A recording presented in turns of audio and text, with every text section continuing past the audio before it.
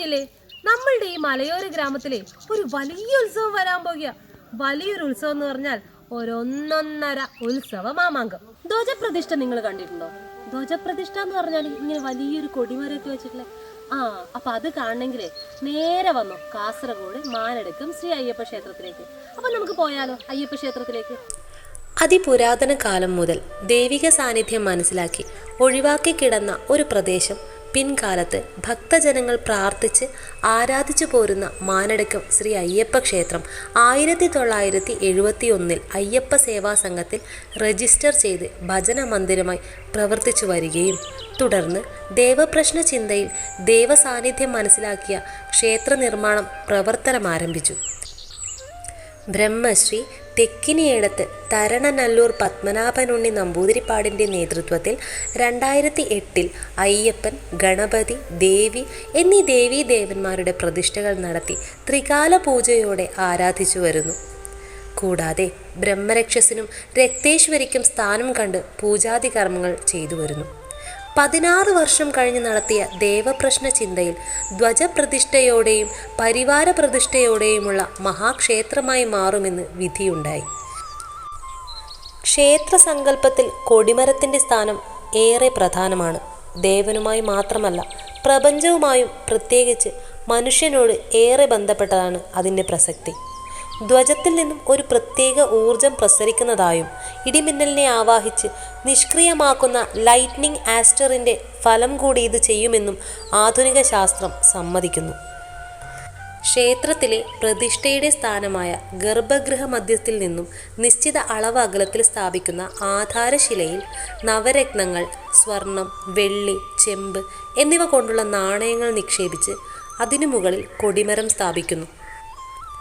ധ്വജത്തിന് കാലപരിധിയില്ല. ജീർണത ബാധിക്കും വരെയാണ് അതിൻ്റെ ആയുസ്. ജീർണത കണ്ടാൽ ധ്വജം മാറണം. മാറ്റുന്ന ധ്വജത്തിന് ദേവൻ്റെ ശരീരഭാഗം എന്ന സങ്കല്പത്തിൽ പൂർണ്ണമായ സംസ്കാര കർമ്മങ്ങൾ നടത്തണം. പിന്നീടാണ് പുതിയ ധ്വജം പ്രതിഷ്ഠിക്കുക. തന്ത്രീശ്വരൻ്റെ നിർദ്ദേശപ്രകാരവും സാന്നിധ്യത്തിലും 2023 ജൂൺ 2 ഭക്തജനങ്ങളുടെയും നാട്ടുകാരുടെയും പൊതുയോഗം ചേർന്ന് നിർമ്മാണ കമ്മിറ്റി രൂപീകരിച്ച് പ്രവർത്തനം ആരംഭിച്ചു. നാട്ടുകാരുടെയും ഭക്തജനങ്ങളുടെയും നിർലോഭമായ സഹായ സഹകരണങ്ങളോടെ 50 ലക്ഷത്തോളം രൂപ ചെലവിൽ ക്ഷേത്ര മുൻവശം 18ാം പടിയോടുകൂടിയും ചുറ്റുമതിലുകളോടുകൂടിയും ഇന്നു കാണുന്ന തരത്തിൽ ക്ഷേത്രം നവീകരിക്കാൻ സാധിച്ചു. കൂടാതെ ഭക്തജനങ്ങളുടെയും നാട്ടുകാരുടെയും വിവിധ ക്ഷേത്രങ്ങളുടെയും സഹായ സഹകരണത്തോടെ 9 ലക്ഷത്തിൽ പരം രൂപ ചെലവിൽ കൊടിമരം കൊണ്ടുവന്ന് എണ്ണത്തോണിയുണ്ടാക്കി ധ്വജം തൈലാദിവാസത്തിൽ ഇടാൻ സാധിച്ചു.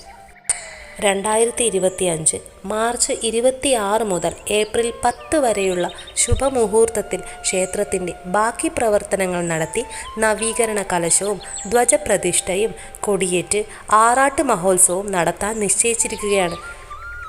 ഒരു നാടിൻ്റെയും അവിടെ വസിക്കുന്ന ജനങ്ങളുടെയും ആത്മീയവും ഭൗതികവുമായ വളർച്ചയ്ക്ക്, സ്ഥിരതയ്ക്ക് ഭഗവത് ഉപാസന വളരെ അത്യാവശ്യമാണ്. പ്രപഞ്ചം മുഴുവനും നിറഞ്ഞു നിൽക്കുന്ന ശക്തിവിശേഷങ്ങൾക്ക് ഒരിക്കലും ശോഷണമോ നാശമോ സംഭവിക്കില്ല. എന്നാൽ ആ ശക്തിവിശേഷത്തെ സന്നിവേശിപ്പിച്ച് പ്രതിഷ്ഠിക്കപ്പെട്ടിട്ടുള്ള ബിംബത്തിന് ശോഷണം സംഭവിക്കാം. കാലക്രമേണ ക്ഷേത്ര നിർമ്മിതിയിൽ വന്നു ചേരുന്ന ജീർണതകൾ, ബിംബത്തിന് വന്നു ചേരാവുന്ന ചൈതന്യ ശോഷണം എന്നിവ പരിഹരിച്ച് നൂതനമാക്കപ്പെട്ട നിർമ്മിതികൾ, ചൈതന്യപൂർത്തി വരുത്തിയ ബിംബം എന്നിവയോടുകൂടി ആ ആരാധനാലയത്തെ നവീകരിക്കുന്ന അതിബൃഹത്തായ കർമ്മമാണ് നവീകരണ കലശം. ഒരു ക്ഷേത്രത്തിൻ്റെ അംഗപൂർത്തിക്ക് ശ്രീകോവിലിൽ നമസ്കാര മണ്ഡപം, വാതിൽ മാടങ്ങൾ, ചുറ്റമ്പലം, തിപ്പടി, കിണർ, കുളം, ധ്വജം, കൂത്തമ്പലം, ഗോപുരങ്ങൾ എന്നിവ വേണ്ടതാണ്. ക്ഷേത്ര നിർമ്മിതികളുടെ ന്യൂനതകൾ പരിഹരിച്ച് നവീകരണ കലശം മഹോത്സവത്തിൻ്റെ പ്രാരംഭമായി ആ ക്ഷേത്രത്തിൻ്റെ ആചാര്യനായ തന്ത്രിയെ ക്ഷേത്രത്തിലേക്ക് സ്വീകരിച്ച് ആനയിക്കുന്നു. വസ്ത്രം, താമ്പൂലം, പവിത്രമോതിരം, ദ്രവ്യം എന്നിവ കൊടുത്ത് നവീകരണം നടത്തുന്നതിന് ചുമതലപ്പെടുത്തുന്നു. തന്ത്രശാസ്ത്രത്തിൽ പാണ്ഡിത്യമുള്ള ആചാര്യനെ ക്ഷേത്രത്തിൻ്റെ ഉടമസ്ഥർ, ഭരണക്കാർ, ജീവനക്കാർ, ഭക്തജനങ്ങൾ എന്നിവർ ചേർന്ന് സ്വീകരിച്ച് നവീകരണ പുനഃപ്രതിഷ്ഠാ ചടങ്ങുകൾ നടത്തുന്നതിന് ചുമതലപ്പെടുത്തുന്ന ഈ ചടങ്ങിന് ആചാര്യവരണമെന്നു പറയുന്നു. ഒരു ദേശത്തിൻ്റെ അധിപനായ ദേവൻ്റെ ഉത്സവം എന്നത് ആ ദേശത്തിൻ്റെയും ആ ദേശവാസികളുടെയും ആഘോഷം കൂടിയാണ്.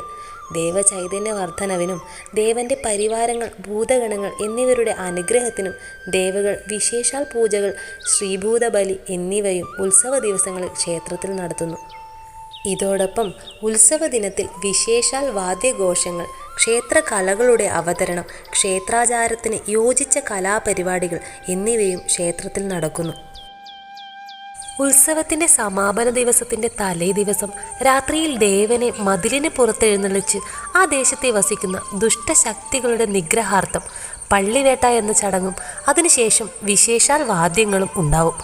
ആറാട്ട് ദിവസം രാവിലെ നിത്യപൂജാദികൾ, കലശപൂജാദികൾ എന്നിവയ്ക്ക് ശേഷം വിശേഷാൽ വാദ്യസഹിതം ദേവനെ പുറത്തെഴുന്നള്ളിച്ച് ആറാട്ട് ബലി നടത്തി ആറാട്ടുകടവിലേക്ക് എഴുന്നള്ളിക്കുന്നു. ആറാട്ടുകടവിൽ ദേവനെ നീരാടിച്ച് പുണ്യാഹം, മഞ്ഞൾ നീരാട്ട്, ആറാട്ട് തുടങ്ങിയ ചടങ്ങുകളോടുകൂടി വിശേഷാൽ പൂജ ചെയ്ത് ദേവനെ സംപ്രീതനാക്കുന്നു. ശേഷം സർവവാദ്യസഹിതം ദേവനെ ക്ഷേത്രത്തിലേക്ക് എഴുന്നള്ളിക്കുന്നു. ക്ഷേത്രത്തിലെത്തിയാൽ കൊടിയിറക്കം നടത്തി ദേവനെ ശ്രീലകത്തെത്തിച്ച് ദേവബിംബത്തിലെ ചൈതന്യത്തിലേക്ക് ബലിബിംബത്തിലെ ചൈതന്യത്തെ ആവാഹിച്ച് യോജിപ്പിച്ച് കലശാഭിഷേകം, വിശേഷാൽ പൂജ എന്നിവയോടുകൂടി ഉത്സവ ചടങ്ങുകൾ സമാപിക്കുന്നു.